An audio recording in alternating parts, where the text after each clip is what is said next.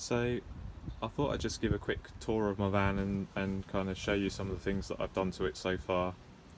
So starting at the front, I have changed the standard head unit over to an Android one that I got off eBay. It wasn't too difficult to fit.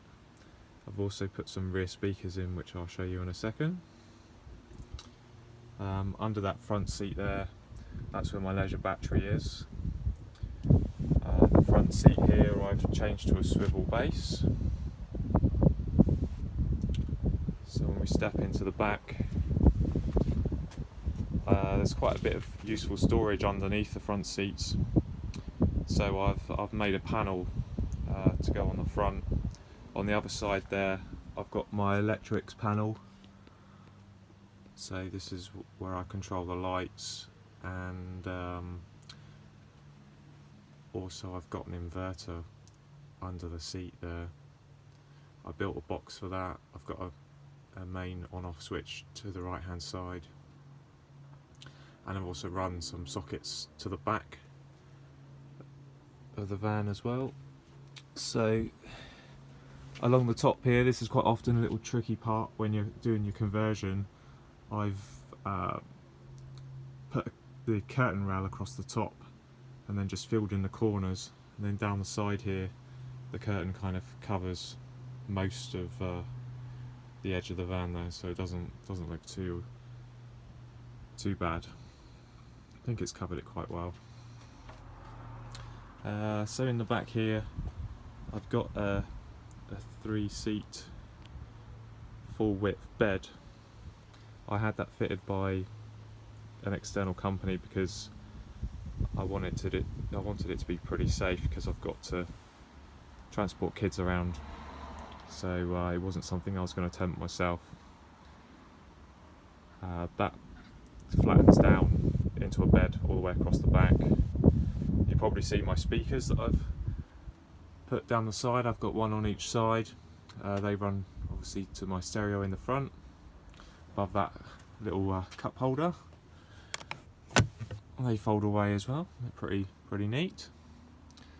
I've insulated the sides and the roof. The roof's got 20mm of Celotex in. I've put some additional lights in. So the lights I bought off eBay as well. This one in the middle here, that's attached to the van light that was in the back before, so that comes on and switches off with the van, and I can control that from a button at the front of the van as well. It comes on with the doors. The other 4 lights, I've got them attached to a little remote control, so I can dim them and I can turn them on. So that turns on the other 4 lights, and I can turn them off with my remote control. I also have another little set of lights down the side. I originally bought these when I got the van just to give me some lights in the back, but when I did my conversion I left them up the side, and I just left a little gap in my ceiling. They're not quite as intrusive as the other lights, so they're quite nice if you're just sitting in the back of the van. Another cup holder down the side there. Quickly show you in the back. In the back here, actually the back of the bed is actually down at the moment. I've got a fire extinguisher attached on the side. I've got another power point in that back corner. You can just about see it down there. So there's a USB socket and a cigarette lighter one, which connects into my panel at the front here. Yeah, so what I've done so far, this panel here, it will lift off, just clips off, and I use that for storage, things like my window blinds. These window blinds were just some of the insulation I'd left over. So for the rear windows I just made them myself, used a bit of tape and some magnets, and they just clip onto my windows.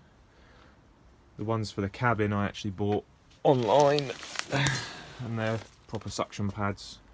I didn't want to do those, so I just bought a set. They were, I think they're about £50 or £60.